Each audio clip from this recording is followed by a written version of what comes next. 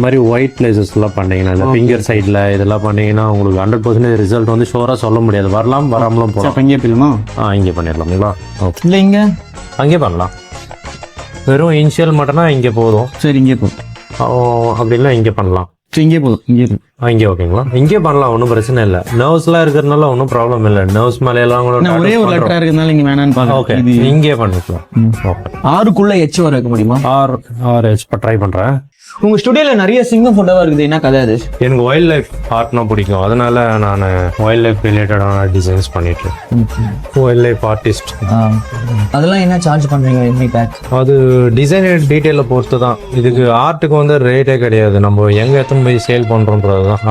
அந்த பெயிண்டிங் வந்து ஒரு 50,000க்கும் போகலாம், ஒரு 5 lakhs 20 lakhs 1 crore கூட போகலாம். நம்ம எங்க எடுத்துட்டு போய் அந்த மார்க்கெட் எங்க இருக்குன்னு நான் ஒரு பெயிண்டிங் சேல் பண்ணியிருக்கேன்.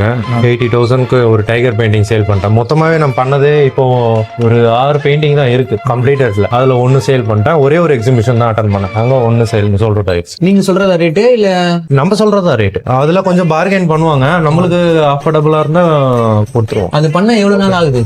2.5 months. நான் இப்போ இந்த பண்ணிருக்கிறது எல்லாமே 2.5 months. வெளியில புத்தர்லாம் இருக்கும், அதெல்லாம் ஒரு 55 days அந்த ரேஞ்ச் தான். மேக்ஸிமம் நான் பண்ற பெயிண்டிங் எல்லாமே ஒரு 1 month above தான். அதான் மொத்தமா 7 பெயிண்டிங் தான் பண்ணியிருக்கேன்.